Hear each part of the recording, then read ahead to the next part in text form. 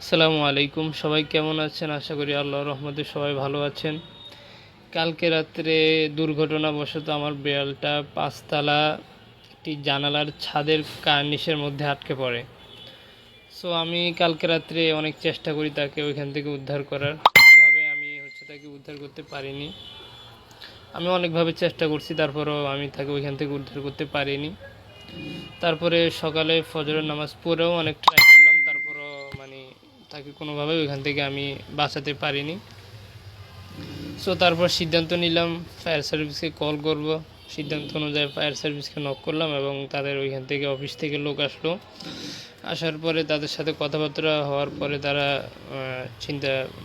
সিদ্ধান্ত নেওয়া শুরু করলো যে কীভাবে এখান থেকে তাকে সেভ করা যায়। সো প্রথমে একজন বলল যে একজন নেমে ওইখান থেকে নিয়ে আসবে। তারপর চিন্তা করলো যে নামার পরে তো বেয়াল ভয়ে লাফ দিবে, তাহলে তো আর হলো না।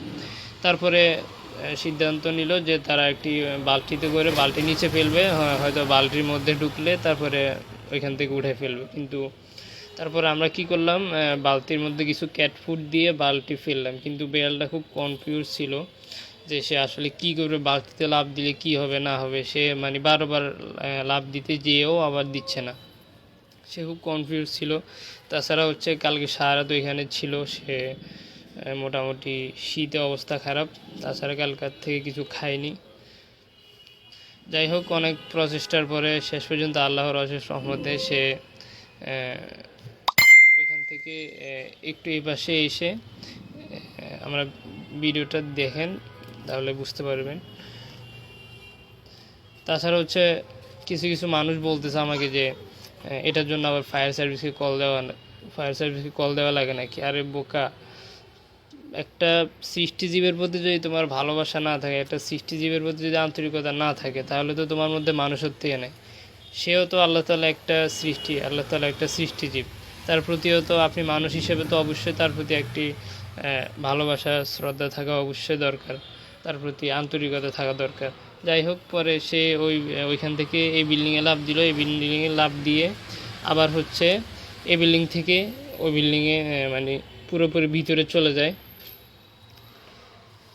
দেখি কিভাবে যায়। যাই হোক, আলহামদুলিল্লাহ পরিশেষে সে ওই বিল্ডিংয়ে লাফ দিয়ে ওই বিল্ডিংয়ে চলে গেল। ওই বিল্ডিং থেকে আমার বোন তাকে নিয়ে আসছে। যাক, মোটামুটি তাকে নিয়ে আসার পরে সবাই কোলে নিচ্ছে, সবাই অনেক খুশি, আদর করতেছে। আমার আব্বু কোলে নিল সর্বপ্রথম। কোলে নিয়ে তাকে ফায়ার সার্ভিস সামনে ফায়ার সার্ভিস আসলো এবং তারা আমাদেরকে জিজ্ঞেস করতেছে যে আমরা খুশি কিনা। তারপরে তারা আমাদেরকে সব কিছু, আমাদের ইনফরমেশন সব কিছু নিল, যে বেয়ালের বয়স, নাম এবং আমাদের ঠিকানা, যা কিছু ইনফরমেশন নেওয়া দরকার সব কিছু ইনফরমেশন নিচ্ছে। এবং তারপরে ইনফরমেশন নেওয়ার পরে তারা যে বেয়ালটাকে উদ্ধার করলো, সেই উদ্ধারের একটি প্রমাণস্বরূপ তারা ছবি নেবে। তারা ছবি নেওয়ার জন্য একটু পরে তারা ছবি নেবে যে তারা বিড়ালটাকে উদ্ধার করছে। যাই হোক, অনেক বাংলাদেশ ফায়ার সার্ভিসের প্রতি অনেক কৃতজ্ঞ যে তারা সকাল সকালে এসে খুব আন্তরিকতার সহিত কাজটি করছে। আপনারাও এরকম কোনো প্রবলেমে পড়লে তাদেরকে নক করতে পারেন, ইনশাল্লাহ তারা খুব আন্তরিকতার সাথে আপনাকে হেল্প করবে। সবাই ভালো থাকবেন। আর বিশেষ করে বাংলাদেশ ফায়ার সার্ভিসকে অনেক অনেক ধন্যবাদ।